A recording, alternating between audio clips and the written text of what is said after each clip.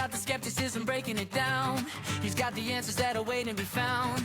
We mix it all up in a quantum machine, the craziest duo that you've ever seen. Oh, it's the skeptic and the disciple. Yeah, we keep it moving, yeah, we keep it vital. Faith and logic and funny business. Welcome to the show. Welcome back to The Skeptic and the Disciple. I'm Mike Littman, the Quantum Disciple. This is my partner in crime, Megan. Hey, everyone. Partner in crime. So, this is our second time filming this week after missing last week. So we haven't had a ton of time for real life to happen in between our filmings, but yet it still did. I was just telling Megan before we, came on and we talked about, so I accidentally I accidentally had dinner with former Wisconsin Governor Tommy Thompson. I guess he was in George W. Bush's cabinet doing something years ago. And I had dinner with him the other night. I was part of this group of like 8 people who were an advisory group in the state of Wisconsin for AI and quantum innovation and entrepreneur stuff. So everybody around the table is wearing suits and stuff. And I'm in my Star Wars Hawaiian shirt that has me and the little elf on the shelf that travels the world with my wife and I, who's also the star of most of our videos, Mr. G. And he's the star of Megan's soon-to-be-released children's book series. I think he's the star of my life because my everyday, all day consists of Mr. G. So I did the backstory. So Mr. G, his actual name is Mr. Gonzalez. It's a whole backstory. Trust me, my shrink knows about it. So Mr. Gonzalez is a stuffed elf on the shelf. Had years, and I think he was about a decade old now. So about a decade ago, our last cat died, and so we were pretty close to our cats, and so my kitty Gracie died, and I think Gracie's actually in one of her children's books as a member. She might be, but the book changed a couple times since then, so I'm not. So you took Gracie out? I'm not sure. Well, anyways, she's still there. So my wife, we travel a lot, so cats were always kind of a problem with traveling. You got to get someone to come in, and then the cats miss you, and they start peeing in places and stuff like that. So she got me this elf on the shelf, and I name all the things and I give them backstories. So, it started with Mr. Gonzalez. So anyways, I named him Jesus Gonzalez. And she said, you can't name your elf Jesus. So we switched it to the more formal Mr. Gonzalez, and then, you start the story with people and what do they say? They said, oh, they call him Jesus. It's like, no, you just assume he's from Mexico or something. No, he's from Canada. He's from Toronto, Canada. Well, you picked a Mexican name. What do you mean? I didn't pick him. It's his name. I looked at him and I said, what's your name? And he spoke to me. Okay. I think. Did you ever make the 3D print that I designed? No, I haven't made the print. I'm sorry. Megan made a really cool print. I will get it printed at some point. Mm-hmm. I worked really hard on that. You actually gave me a challenge. He challenged me to figure out how to make a file for a 3D printer of Mr. G. And that is not my expertise. I am not a computer whiz by any means, but clearly I'm pretty darn good because I figured it out. Well, not good enough to convince me to print it. And you have a 3D printer now. I do, but I don't have that can do multiple colors. Yes, but I don't have a bunch of colors like you do. Well, so send me the links for the colors you need, or order the colors off Amazon and get this thing printed. I could do that. Yeah, you see how simple this would have been? So anyways, we were talking about so Mr. Gonzalez is also married. He's got another elf on the shelf that they got married on the Regal Princess cruise ship. There's pictures from the wedding. It's another stuffed elf. And then it just goes downhill from there. You can just imagine. But anyways, how did I get onto the Mr. G thing? We're 30 seconds into the show and I've already lost track. You're 5 minutes into the show and you lost track of your story about you were wearing your Star Wars shirt with Mr. G on it to the congressman. The congressman, congressman. He's the governor and cabinet member, more important than a congressman. Well, so anyways, I'm sitting there and everybody else is fawning over this, old guy. And he seemed nice enough. So, I don't want to berate him. He, he's a nice enough guy. Oh, no, and an older guy, he's 80 something. And I'm an angel investor for a group called CU Ventures in the greater Milwaukee area. And then we also have a group in over in the Detroit area, Okay. and they're both run by one of my buddies, Dan Sem. So if you want to check out CU Ventures, I think it's cuventures.com, but just Google it, CU Ventures. They get involved in a lot of cool investment stuff, and it's all under a Christian mindset. So most of the angel investors are, I think all of the angel investors are actually Christian, but I might be wrong on that. But like we have a new venture capital fund called the Talents Fund that comes from the parable of the talents from the Bible. So it's as Christian as you can get while still dealing with, hundreds of thousands of dollars, something along those lines. Everybody's always asking us for money and stuff, and you look for opportunities that like individuals are passionate about. So I had invested a company, I'm trying to think of the name of it, but they're out of Madison, Wisconsin, and they're doing cancer research. So I invested that company because I'm passionate about that, given my wife has stage 4 bladder cancer. And, that's interesting to me. I also founded a company. You don't even mention me. What about you? Your bestie went through cancer too. Yeah, but you're remission, right? I'm good now, but that doesn't mean you can't still honor me. Oh, I didn't think about you when I made that investment. I'm sorry. Not so special after all, am I? It's like when Trump says, "I didn't even think about the voters and their their price of gas and all that stuff when they're making the decisions." Out of sight, out of mind, I suppose. I apologize. I actually am not all that sorry. I know you're not, but I'll forgive you anyways. But then I founded a company called Curova. So if you go to, I think it's Cancer Curova, CUROVA.com. Maybe Megan will put it in the notes or something. You can check that out. And this is a company where we're applying artificial intelligence to matching cancer patients to clinical trials. What was it? Cancer Curova, CUROVA.com. So this tool uses artificial intelligence, and we pull all the clinical trials down, and we curate our own database. And then we work. My partner is a oncologist. He's been an oncologist for almost 30 years at Medical College of Wisconsin. So he kind of had this idea for years, but it wasn't really solvable until more recent artificial intelligence. There's all these HIPAA laws and stuff like that. So you have to kind of abstract a patient away from their name and kind of put them into a bucket of the type of cancer they have with the specific details within that, because not all cancers of the same type are necessarily created equal. But then we match them to clinical trials. It benefits the patients. It benefits the oncologists who are really busy during the day and have trouble, really considering the depth of each individual patient and what clinical trials might be available for them. And then it also helps the clinical trials. You got these big pharma places who, people might think they're evil or whatever, but we don't get new medicines without these big pharmaceutical companies investing millions and millions of dollars into these medicines. We kind of forget about that when we see how expensive the medicines are when they come out, but there's kind of rationale behind that. They also make zillions of dollars, so I'm sure there's some cutting that could be made. But regardless, the idea is that our software should help reduce the amount of time that clinical trials take, as well as improve the quality of them, because we're giving them higher quality patients that better fit what they're looking for. So that's kind of the company that we've created, and we've raised a bunch of money. We're already in Medical College of Wisconsin. The oncologists are actively using it. Doesn't cost patients anything. So any one of you, our listeners, you can go to that website, create an account, and instantly start using our tool to look at clinical trials for friends or family, and they can bring it up to their oncologist, whatever. Doesn't cost oncologists anything either.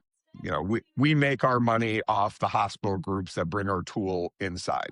We want to help as many people as possible, but go and check it out. Give us your feedback. If you think something's missing that you want us to address, we'll do it. I switched equity positions with one of my former grad students who's now a business partner of mine, and he is the primary business runner. He's the CEO of the company. I'm the CTO, Chief Technical Officer, but I have a very small role at this point. But we have a solid team with a Christian backing. We're raised money through CU Ventures. So cool thing. Check it out. Let me know what you think. Hopefully we can save at least one life, and it was all worth it.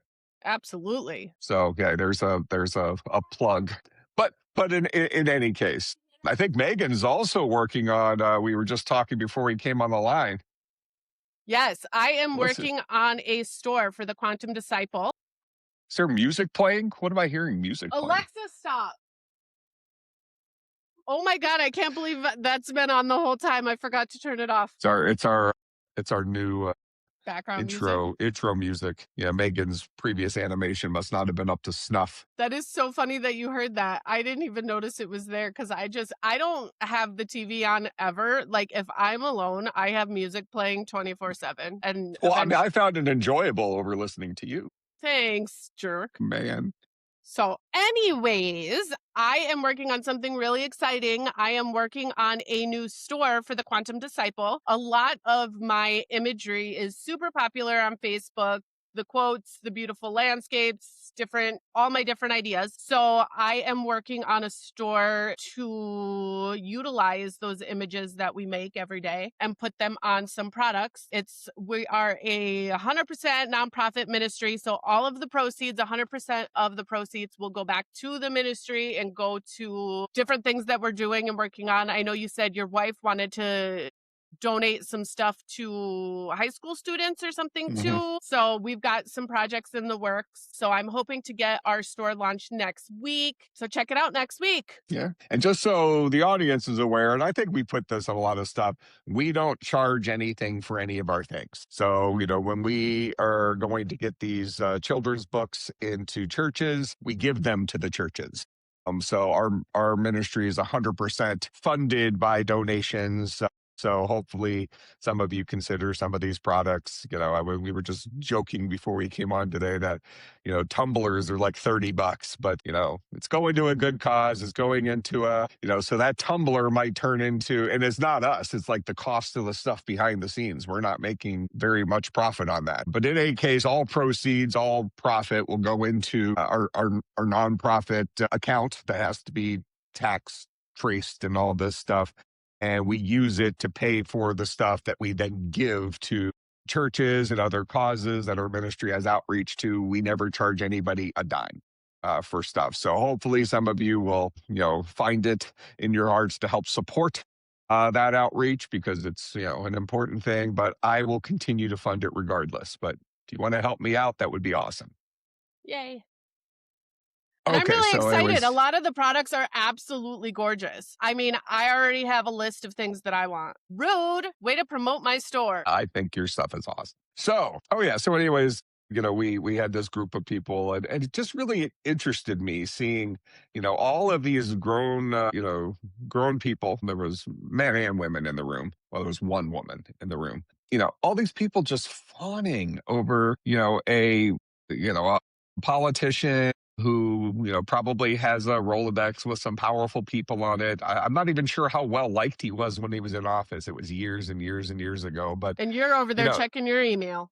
Yeah, I was checking my email and I'm just thinking, what's funny is I've now been in contact with his business partner since then for a possible, because he was there with his business partner about a startup company that they have. So I think there might be some opportunities to partner with them for some of the stuff we're doing with Cancer Curova. We're not in competition with each other. We're just kind of both in the medical-ish field to help folks. So in any case, it just kind of baffled me just to see grown men, fawn over a famous person, and Megan and I were talking before we got online, like, we worship other people. People are worshiping Taylor Swift and that's one of the commandments too. Don't put anybody else above your God. Love your God with all your heart. Good job. Well, I probably botched some of the words there, but the general gist was there. But that's actually not today's topic. Just something that's happened in the last couple of days that I found interesting. So I'm gonna now, obviously, as much of the work as you've been doing lately with so many of our things on the site, and you're working in the Bible quite a bit. You obviously have 1 Peter 3:7 memorized, right, Megan? Mm-hmm. So you're gonna love this one. So this is going to be our theme for today's discussion. So I'm going to read it. 1 Peter 3:7. Likewise, husbands, live with your wives in an understanding way, showing honor to the woman as the weaker vessel. Dang straight. Since they are It says weaker vessel. See, I was talking about the beginning of it. The beginning of it was great until you said that, and then I caught myself. Well, I didn't even finish. I got to start over now. Likewise, husbands, live with your wives in an understanding way, showing honor to the woman as the weaker vessel, since they are heirs with you of the grace of life. All right, so I especially like the part where it calls women the weaker vessel. You can see my eye rolls. I can. I'm ignoring them. I have good practice.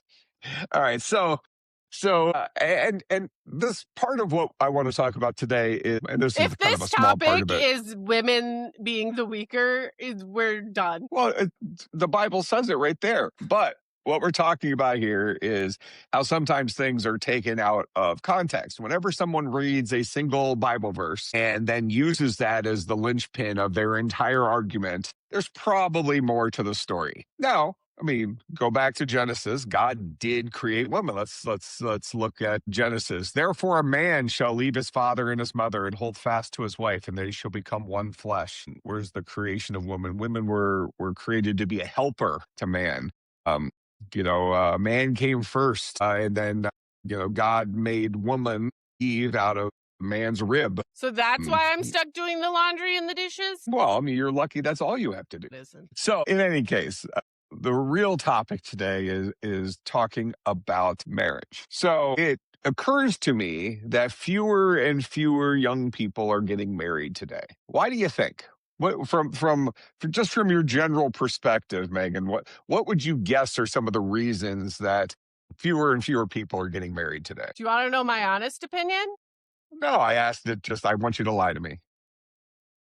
Well, obviously I'm with someone now that I love very much, but prior to this, I was single for, maybe 4 years. I dated in that time frame, but I noticed such a huge change in the way even just dating is nowadays. I feel like the male species is no longer content with one person or commitment. Like, I feel like the general consensus is people aren't actually looking for that anymore. Like, I guess. So what are they looking for? A good time. And I noticed that quite a bit, though, like to the point where I thought it was really weird. Like, marriage is something that's sacred, that's cherished. And usually most people dream of having a family and stuff like this. But I mean, as you get older, I mean, especially people that already have kids, stuff like that, nobody's looking for anything more. So I guess I don't know why today's world is so much different than it used to be. And obviously this is probably not the actual reason, but it's just something I noticed is that there's a lot of people that are my age that don't have kids, that aren't married. I thought I was like this lone wolf that was 37 years old, no kids, never married, but it's actually really, really common these days. Sure. So, what one thing is that you're basically saying you don't feel like you can trust men. Do you think women are just as guilty on their side too? I'm sure they are. I'm sure women are guilty in different senses of it. I guess for me, I want something real. I don't want kids anymore. I'm past that, but I do want to have a family. Like, I want to get married and experience all of that, but I feel like a lot of women don't. From your perspective, what would be the benefit of marriage? You just said you want to get married. What would be the benefit of it? I guess for me, like, I don't know, you always grow up dreaming of having a husband and your partner for life and stuff like that. I guess I'm not in a position to get married right now, but I guess that's something that I definitely would want someday. I don't want to go my whole life without ever having a husband. Well, why not? Why not just a long-term committed boyfriend? What's the difference? I don't know. I always dreamed of having a husband. I want someone who's stuck with me forever. Well, and that's even part of the problem, right? The stuck with me forever part isn't as forever as I think it was designed to be. Right. I have, several people that I'm close with who have gone through, fairly nasty divorces and that's why that's why I've never gotten married, because I was in a position that I could have, but I still have the moral of like marriage is forever. So when I do it, I'm going to do it right. I'm not going to do it just to do it. And so what you said earlier, which I mean, obviously can swing both ways, as your experience has been, is that maybe the men you've met haven't been as willing to be monogamous, and with the same person for the rest of their life as might be required for a successful marriage. Hmm. And I'm sure it goes the other way. Women cheat on their husbands, husbands cheat on their wives, and then all of a sudden you end up with people who are divorced. I don't know what the current statistics are, but, And I feel like there's a lot of laziness that comes into it too, because obviously a relationship marriage takes a lot of commitment, a lot of work, and a lot of people are lazy these days. just these days.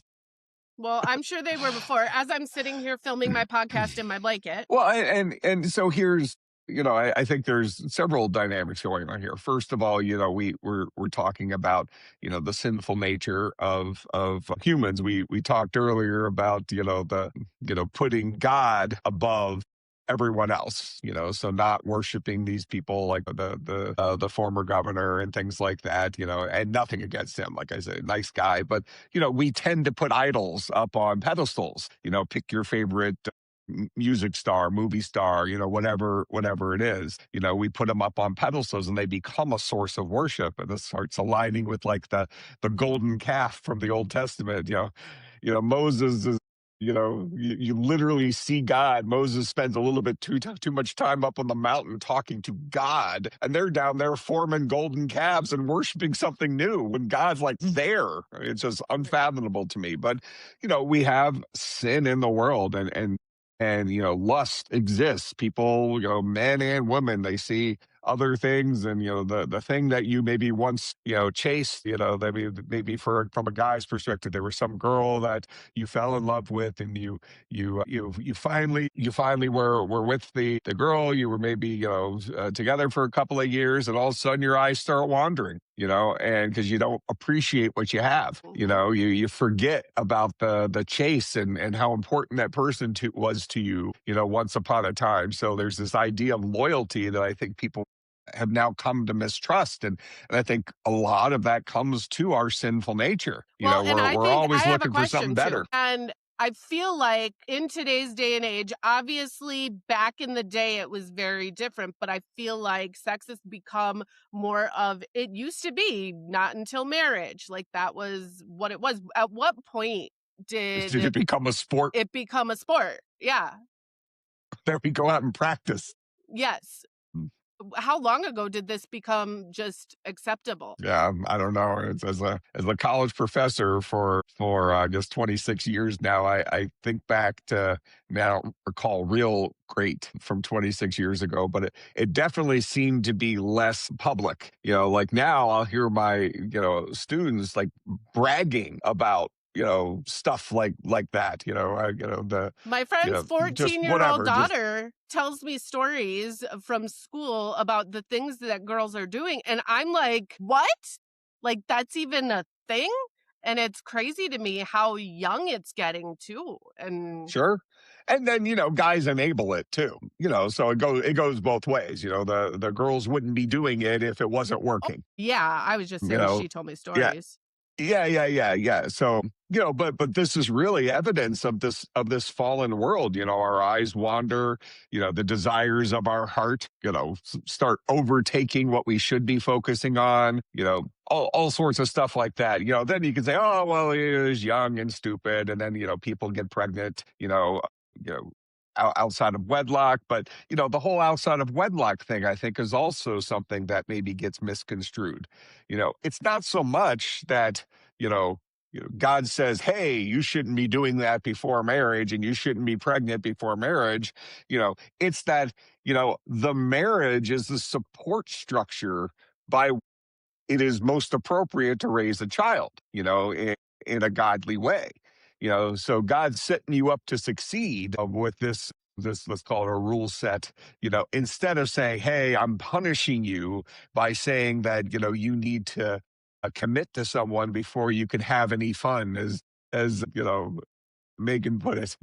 So yeah, I think these are important things for us to consider, because and then you think about the man-made laws that surround marriage. There's a comedian. I don't think we could officially endorse Bill Burr on the site, because he's not necessarily a clean comic, but I think he's hilarious. So So in any case, we live in a realistic world, I think. So, but he has a whole bit on marriage. He used to be very anti-marriage, and he would get up on stage and he had a bit on, that more than half of marriages fail. Like if he uses the thing about skydiving or parachutes or something like that. Like would you stand in a line if they were handing out parachutes that told you half of them weren't going to open? Would you jump? Would you jump if you only had a 50% chance that your parachute's going to open? Nobody would do that. So, you abstract that. Well, now you focus that back into a marriage. Like, who would get involved in a marriage if half of them fail? Especially when you consider our justice system here. And right or wrong, I'm sure there is more to how this came to be than I am aware of. But it's a bad deal for men. In a marriage, women seem to get a lot. They seem to get the upper hand when it comes to custody of the children, when it comes to the money and things like that. So, young men can look at that and say, hey, it's a bad deal to get married.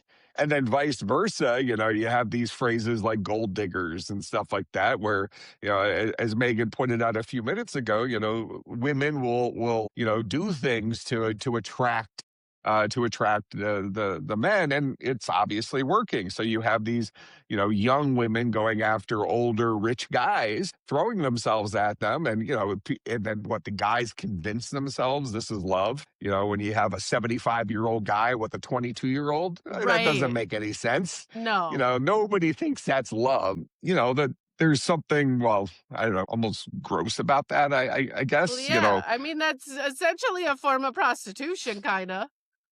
Yeah, I guess I mean, in a you're roundabout selling way. yourself for money.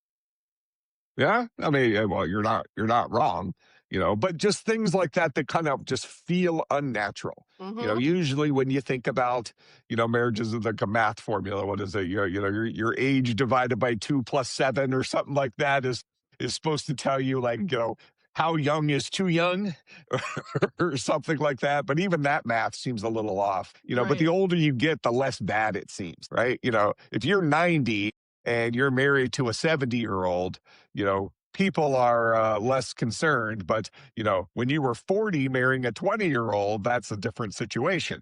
Oh, And absolutely. then obviously you go down from there and things have other problems associated with it. Hold on, my screen jumped on me. Okay, there we go. I'm back. At It least you wasn't didn't mess it up this time. Yeah, it was just an app popped up took over the screen. Yeah, but in any case, marriage is kind of a bad deal. When we think about our laws around marriage. So you really got to wonder, like, okay, well, does it even make sense to get legally married? Especially when you consider that, historically, maybe we would say that, getting married was a way of kind of solidifying a commitment. That, oh, well, once you're married, you can't get out of it. Well, it's become fairly rubber stampy to get out of it, right? You pay some money, you get a lawyer. The lawyer, takes everything from the guy, or takes at least half the stuff. My experience with people I know is the women have gotten the significantly best part of the deal. So from a young man's perspective, you got to wonder, well, is this worth it? But at the same time, if you're not committing to someone, you say all these vows, and it feels like people just repeat the words, but don't actually agree with them. They don't actually process them and consider what they're getting into, and cherishing it, putting it at a high standard. When you marry someone, you're committing to them for life, through thick and thin, and, sickness and health and all the other things that you have to say in the thing, just, until they say, hey, where's the ring? Kiss the bride, blah, blah, blah. So you're just waiting for the final checkbox to be hit. And you wonder why people don't do this. And even people who now, it seems like it's coming back into vogue, I guess, that people are just eloping. They're going and getting the marriage certificate from the courthouse, and then maybe they have a little party, cookout with their friends or something like that, save the zillions of dollars on the giant wedding. That's what I would do. I don't have enough friends and family to have a wedding, and the people that I do have, I'm not going to waste my money on. I'd rather be on a beach somewhere. I mean, I get it. So you do one of those destination weddings, but don't invite anybody. Exactly.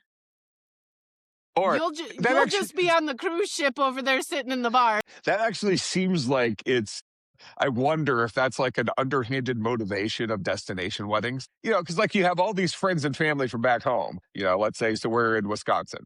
You have all these friends and family back home, and all of a sudden you're having a destination wedding in Tahiti. You know, and you expect your friends and family to get their way out to Tahiti, get enough time off of work or whatever to be able to go to Tahiti. They then have to buy or rent all their clothing and stuff, and they got to get a present. And all, what did you do for them? You got them a 10% discount in the hotel because you had a block of rooms reserved. So I almost wonder if destination weddings are purposefully done that way to keep the actual size of the wedding small and kind of wrap your wedding and honeymoon into the same pod or something like that. I have no idea. Well, but in any case, it just seems like marriage is not something that people value anymore. And even it seems, married people, at least, it sounds like half of these married people don't take these vows very seriously on both sides. I mean, there's plenty of men who I'm sure cheat on the women. There's plenty of women who cheat on the men. I have a friend who just went through a divorce, and the divorce took a little bit to go through, but the woman was actively having an affair with another person that was like coming and picking her up from the house and stuff, while before the divorce is even final. Like that's, how demoralizing is that? They have 2 kids and all this stuff. So the kids are seeing these behaviors, and these people have been married for years. I don't know how, at least a decade. I think a little bit longer. You just like, I think about my life, like, so my wife and I have been married 26 years now. It was 26 years this past May. And, you get to a point where it's like, I don't know how, like, to take care of myself, if she wasn't around, like, okay, I mean, I'm an adult, I can figure it out, but there's just so many things that I think husbands and wives do for each other that are kind of out of sight, out of mind. You don't even realize they're happening. Little tiny things like every week, my pills just get magically filled. I don't even have to think about them. I have learned her system. She has little stickers on the top of my different prescription bottles, and I don't know, I'm on vitamins and supplements and crap that my doctor put me on. Whatever. I take like 100 pills a day. Well, that's probably not 100. I probably take 20 pills a day. So I have a morning pill and an evening pill. I get the little buckets. I just, whatever's in there, I swallow. So if she wants to take me out, she can.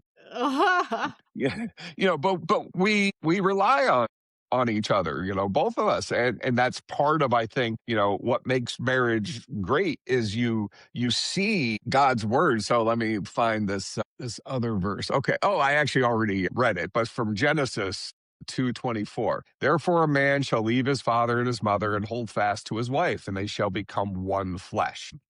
So first of all, that the Bible speaks pretty clearly against marriage being between a man and a woman. I certainly believe that anyways, but anybody who is kind of twisting the Bible to having it defend the idea of male and male relationships or female and female relationships is really doing a disservice to the Bible. I mean, I am not one to judge that because their sin isn't any worse than my sin. Ultimately, it comes down to this concept of repentance, which I know we've talked about before, is we should be able to recognize our sins and feel bad that we have sinned, feel bad about our decisions and repent for them. God will always forgive us, but don't take that as a get out of jail free card. It's not like, oh, well, God forgives me, so tomorrow I could just go and do the exact same thing again. We should legitimately try not to do that again. Now, if we keep legitimately messing up, even with our best efforts, yes, God will continue to forgive us because we have a repentant posture. We want to be better. We want to stop, doing this, consider like, guys at a beach or something like that. You have all these girls wandering by in bikinis and things like that, and then the guys have, their strategies where they, they look one way and just let the girl come into view. We can clearly see you've done that once or twice. All guys do. And I think you and I had a conversation once. Girls do it too. Oh yeah. It's these are are human behaviors, but they come from a place of sin. This is what has changed in humans since original sin. It is in our nature now because of Adam's original sin. We come from that. That's why Jesus being born of a virgin held significance. It wasn't like, oh, he has this magical birth, so that makes him special. It was specific that he was born without the seed of man, so he was born without the preordained sinful nature. So what you're saying is the right is, word. if your wife catches you looking at a chick in a bikini, your argument is it was Adam's fault. Well, no, it's that person's fault. The sinful nature came from Adam, but it's still the person who was doing it sin. Right. That was the person who. Now, what's actually funny is, and at some point you can ask Tabby about this. What's actually funny is I don't necessarily have a major propensity of like checking out women. I mean, it's not that I don't. I'm just saying it's not one of my go-to moves, let's say.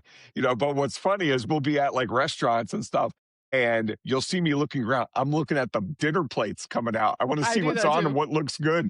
So, so really I'm lusting over food, which seems to be way bigger of a problem. Right. I do that too, though. I want to see if it looks good. I know. And I'm not even sure if I'm repentant about that. Yeah, that might be something I have to really pray over. Yep. The whole food thing. Now I don't eat as much, so it's less of a big deal. But yeah, so in any case, it's the repentant posture that is what's important. But the Bible pretty clearly points out, it's against homosexuality and well, obviously it's against many things, but it feels like it's against many things because our sinful nature opens us up to a lot of potential sins, a lot of things that try to pull us away from God. You're not putting God at the forefront of your day, of your life, or whatever. We are going to sin. That's a given, but we should want to sin less. We should strive to be more well behaved, play defense against what we find to be our each individual's sinful nature. Everybody has their vices or whatever. So, consider which aspects, just spend 5 minutes thinking about what are the things that I do that, maybe I wouldn't want my pastor to know, or I wouldn't want my wife to know, or I wouldn't tell my mom about, whatever it is, just things that are your own little secrets, whether they're little things or bigger things, that it doesn't matter. I mean, what those are, and God knows what those are. Which is crazy because when I was younger, I was raised Catholic, and in order to do like your first communion, I didn't get confirmed, but I think I did a couple classes on it, whatever. You have to do the confession where you go confess your sins to the priest. But I always remember that I didn't actually confess all of them. I confessed like the little puny shit because I didn't want God to know. Like, you can't know this, even though obviously he already does. But I feel like I'm sure a lot of people do that too, where they censor themselves instead of confessing the full thing. And you don't really, I guess, think about it. It almost feels like you're hiding something from Jesus. Yeah. The idea is that those confessionals are meant to be like your safe place. Now, I mean, obviously, the priest probably knows who you are. They can tell from your voice or whatever. But so maybe that makes it a little embarrassing. But the idea is it's supposed to be this like safe environment where you are confessing something that is private, but you're putting it, we would say in front of God, by way of this priest who perhaps, I mean, I don't personally believe that humans on earth are the ones actually forgiving us our sins, like in the LCMS church, the church I go to, which is, let's call it Catholic Light. You can go and, look at the Reformation when Martin Luther got mad at the Catholic Church and they had a big split. He went and nailed something on a door, and now you have the Lutheran Church. So people have been fighting for years and years and years. But, in any case, at my church, the pastor, we don't do confession, but, each Sunday at the church service, the pastor will say, as an ordained minister, I therefore forgive you of your sins. Well, my view on that is it's not the person up there forgiving me of my sins. It's God forgiving me of my sins, and that person kind of delivering that, that reminder, that message to me. I guess that's the way I see it. I don't necessarily, have the full theological understanding of where that little thing came from, but God forgives people of sins, not man. If God gives that power to man, so be it. But right. What is the difference between a priest and a pastor? Like, if it's the same, I guess, parent religion. Names. Yeah, they're the names. I mean, a priest is a pastor. Anybody who is, some people might say anybody who has the official formal training, it can be a leader in the church, the teacher in the church. So rabbi means teacher. So Jesus was considered a rabbi. A priest is a teacher. They are well educated in the Bible and are meant to share that with parishioners as a teacher. So is it referenced in the Bible as a priest or a pastor? I don't think either. I mean, Jesus is referred to as a teacher, where Jesus would be the ultimate pastor, priest, whatever. The things you're talking about are really just kind of man-made names. Now, at some point in the early church, perhaps they started calling them pastors. I'm not particularly sure, but as a general answer to your question, priests, pastors, ministers, these are all the same kind of person. They are a person that helps lead a flock who, like I'm a computer scientist. You have problems with computer type stuff or programming type stuff, you come to a person like me. You have theological discussions. Okay, sure, I have a pretty good base knowledge, but I teach at Concordia University, Wisconsin, where, we have a theology department that prepares pre-seminary students to go to the Lutheran seminary to become ordained pastors. Well, I think most of those theology guys, and by most I mean all, know more about the Bible than I do. I'm maybe consider me like a sports player who's been playing the sport for a long enough time and has taken enough interest in the sport to become somewhat of an authority on it, but not at the level of these guys who have devoted their entire life and education to doing this for years and years and have written dissertations on it. Hey, I'm getting there too. The amount of comics and cartoons that I've made, I'm going to run out of stories. Sure. Yeah. But I have colleagues who are part of the Dead Sea Scrolls, like the research guys, the Dead Sea Scrolls. I mean, these are, it's difficult. I would find it difficult to be a pastor running a Bible study with some of those folks in the audience. Yeah. Can you imagine that? Everything you're saying is going through that. But then again, I have found that those folks are usually very respectful anyways. And the leaders will usually, when they have a tough question, they'll go to that person for, the insight, so, we all, I guess my role as a Christian apologist is to take my spin on, I'm a logical sciencey guy. And I also happen to be Christian. I believe that God created the earth. I believe in, the Bible. I believe the Bible is the word of God. Now, many people would look at something like that and say, oh, well, science has disproven all this. That statement comes from a place of significant ignorance. Science has not done that. If anything, science, especially more recent science, and by recent, I mean the last 30 to 50 years, science has better proven that there is a God. Now, that's separate from saying Christianity is true. But at the very least, theism, the idea that we are created by a godlike being, frankly, that is very difficult to push back against. Evolution does not hold water. You start looking at, now that we have the ability to look inside of cells and see how life works, you see design on that. This isn't something that accidentally occurred. We could argue which religion is right. That becomes a more interesting situation, but it really feels like a pretty low bar to just say, okay, there's a God. I think I want to know more about him. So now you dive into a conversation where we're all starting with, there must be a creator. What does that mean to us? Is this some alien who's now lost interest in us? Or is this the God of the Bible? Abraham, Isaac, Jacob. I feel like these days, people, especially now that religion is kind of, I don't even know how to word it, but it's kind of diminished over time because it was obviously more prevalent in the time frame where Jesus was alive and witnesses and all of this. But I feel like people these days struggle to believe in what they can't see and what they can't fully comprehend. And they think, and my wife would accuse me of this. My wife would say that I get overconfident with my knowledge. I don't believe I do. I just happen to think I expose myself to a lot of different knowledge. I'm a lifetime learner. I study a lot. That's the stuff.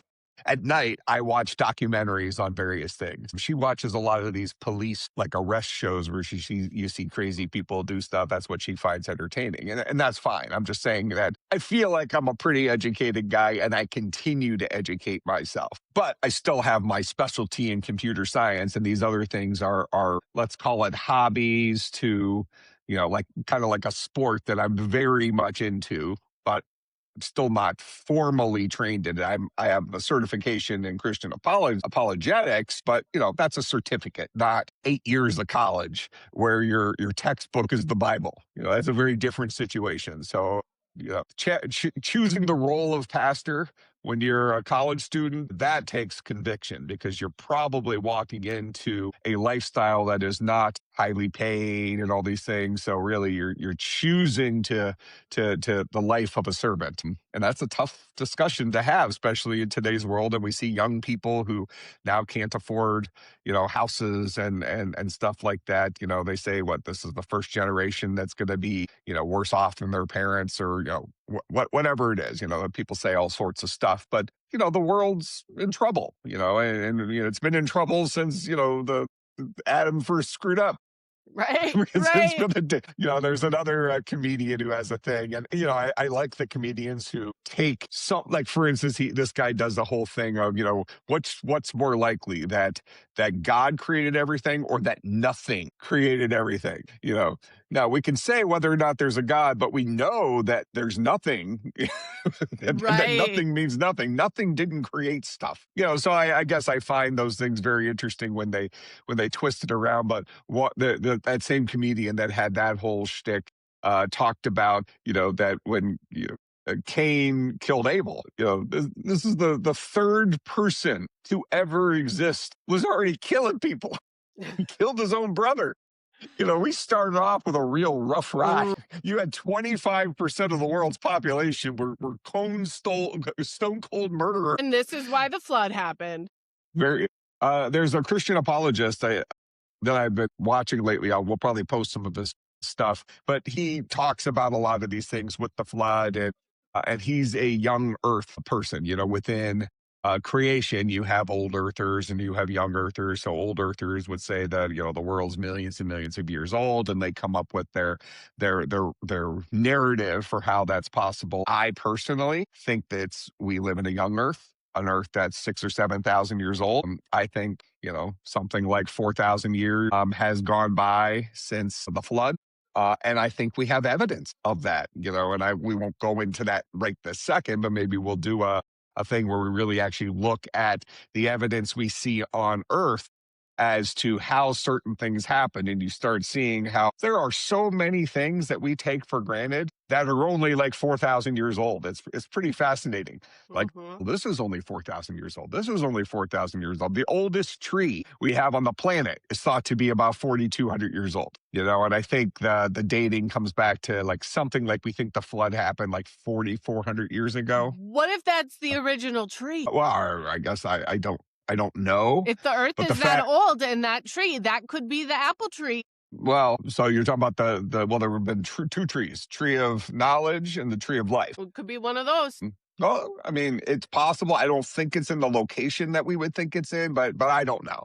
It also didn't seem that impressive, I guess. But, the point is we don't have a bunch of 4,000-year-old trees, so It's just very interesting stuff. At the end of the day, it doesn't matter. You don't Right. have to think the earth is 6,500 or 7,000 years old to be a Christian. You don't have to think it's millions of years old to be a Christian. The details are really insignificant. I mean, they're important from a learning perspective, but there's not going to be some quiz where if you answer wrong about young earth versus old earth, when you get to heaven and you fail it, that they're going to kick you out. I think at the end of the day, it's just human nature to question things and try to comprehend. Even if it's something that you can't comprehend, you're still going to try to. Just like the universe is infinite, it's so big. Like my brain can't comprehend how big Right. that is, but people still try. Right. And I guess what frustrates me is that which is kind of funny coming from a computer scientist, is that we tend to operate in a binary type of mindset, 0 or 1. It either is true or it must be a lie. There's nothing in between that says, well, I understand this and this, but I'm foggy on these couple of things, and because of that, I have concluded that that is impossible. Right. The word impossible, I think, kind of gets thrown around a lot when there's a difference between being impossible and us not knowing enough to comprehend, like you were just saying, the details that lead to the possibility of something. Mhm. So when you start seeing the evidence of something, things that would pass for evidence for anything else, we don't take that for, we won't look at other evidence if it disproves something that we just think is impossible. It's like we come up with a spin for it or something like that. But we should do a whole thing on not so much fine tuning. I mean, we've heard the fine tuning argument where, there's so many things with our universe that, the distance we are from the sun, gravitational, magnetic field, all these different things. There's all sorts of little dials that are set just right, just perfectly. And if any one of those dials, I think currently the number is like 14 or 15 dials that they really focus in on. If any one of those is just a little bit off, life can't exist. So then you look at, okay, well, from a probability perspective, what are the chances? And it's not just life, it's carbon-based life, specifically us. For us to exist, these dials need to be just where they're at. And if even they're a little bit off, the chances of us existing goes down to like nil. And so the probability of this happening by accident or through evolution or whatever is astronomical. Is basically the mathematical definition of impossible. But so what do scientists tend to do? Scientists frankly don't really hang their hat on evolution too much anymore, because evolution is a problematic science. It's evolution is wrong. This is not a true statement. I'll just throw it out there that we could have the haters or whatever that read some of the papers. It's wrong. But now science has kind of grabbed onto this multiverse type mentality. So they're finding ways to explain something that we see evidence for. We see evidence for creation. And instead of saying, well, maybe we were created, that whole theism is the name of the thing where, we at least agree there's a God. So theism would be an agnostic who's finally come to, agnostic would say, I'm open to the idea of a God. An atheist says there is no God. Atheism makes no sense to me. So me 6 months ago. And that's fine. But I mean, were you really at a point where you would say there is no God? Or were you at a point where you would say, I don't know if there's a God? Which of those two feels most right to you? I don't know. It was more of a concept of, I guess the way my exact brain thought about it is, if there was a God, then all of the things that I have been put through, I feel like if there was a God, God's fault. yeah. Why is God doing this to me? Or why did God let this happen? Yeah, Okay. obviously, I think there's something more out there, because the world and everything is just too big to come from nothing. But I didn't know what. Like, is it Okay. Jesus? What is it? Like, Sure. Well, so it sounds like you were a skeptical agnostic. You yeah, were open to there being a God, but you really question how good this God could be if there was one, because of how your life was. yes, And I'm relatively okay with that, because I mean, you're human. You had a rough life, and lots of people have had rough lives. It's easy for us to say, well, if there's a God, why did they let this happen to me? That makes this presumption that God is, just there to fix us. Is the virus detection and quarantine, whatever on your computer. So for me, atheism makes no sense. I think atheists have closed their heart against evidence and truth because they've just decided that there can't be a God and them have all the joy that they have, just want to have fun with life, follow all of their, desires, things like that. That can't exist if Big Brother's watching. Agnostic, I can get behind agnostics being suspicious that, hey, I don't know if there's a God or not, but I question his motives. Well, and I feel like atheists don't even want to try. Like, my boyfriend is so anti-religion, and I would classify him as an atheist. I mean, he did grow up religious with his grandma and stuff, but he also went through a bunch of stuff, and he doesn't even want to hear it. Like, if we're watching something and I made a comment about how Jesus picks ordinary people for his extraordinary lessons, and he's like, don't turn this into a Jesus thing.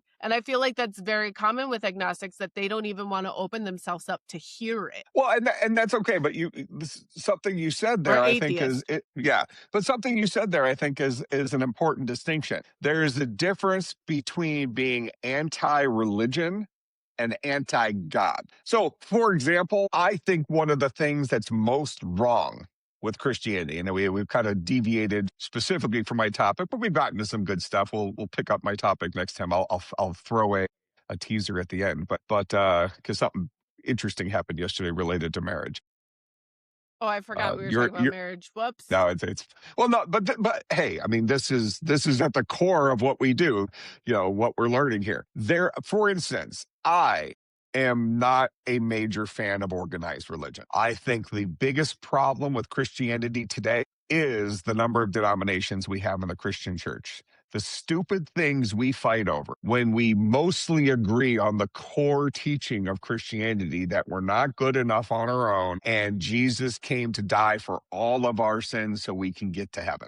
That's the core of Christianity. Everything outside of that, while interesting and mildly important, is not what's required to get to heaven. And here's I don't remember if I had you post this or not, but there's a guy who was speaking and he was saying it was like almost, he wasn't a comedian, or if he was like a serious comedian who was giving like a pep talk to a group of people. So this was a serious thing. But so one of the stories in the Bible, when Jesus was being crucified, Jesus was up on the cross. And do you remember who else was with Jesus when he was on the cross? It was a murderer, but I don't remember his name.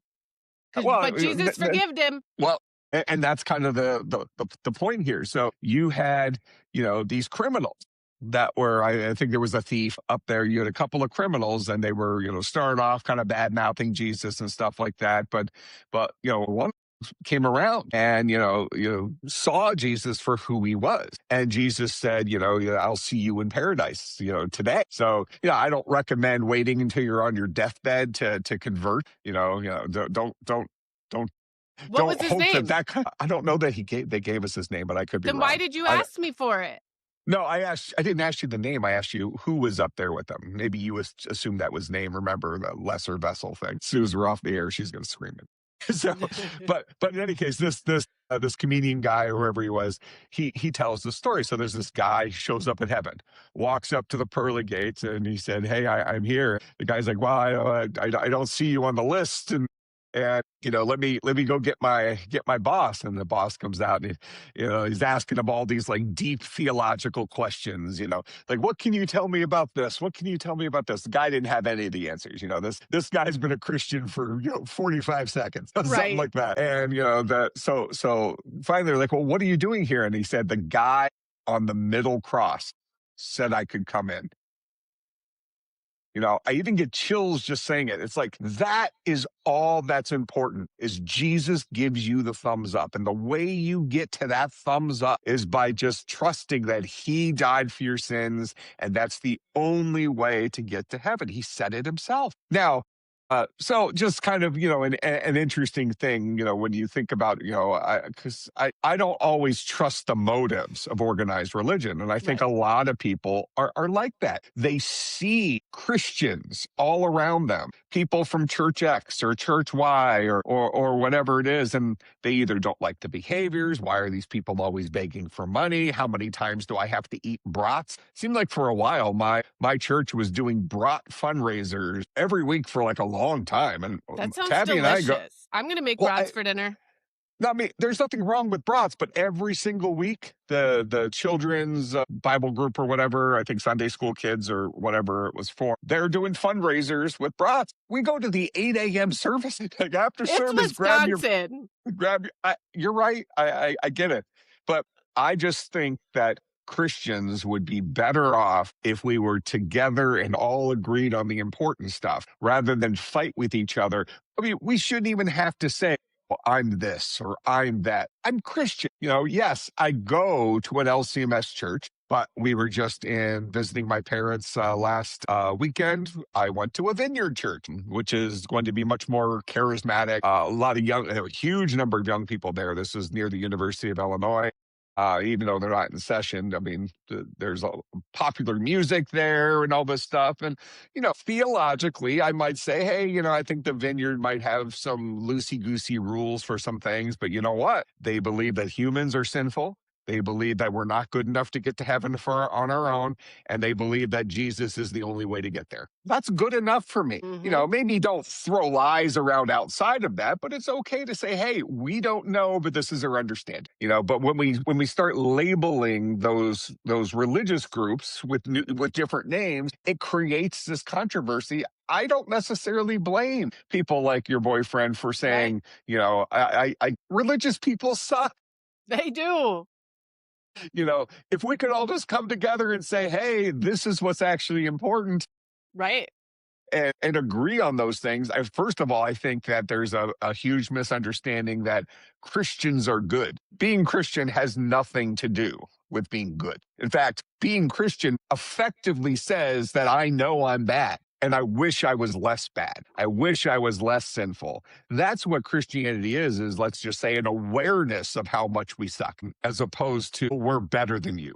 Where I think that a general view of Christians and religions in general. But I think, in the United States, Christianity tends to take the brunt of this. But, is that, oh, well, you're Christian, you must look down on us. Right.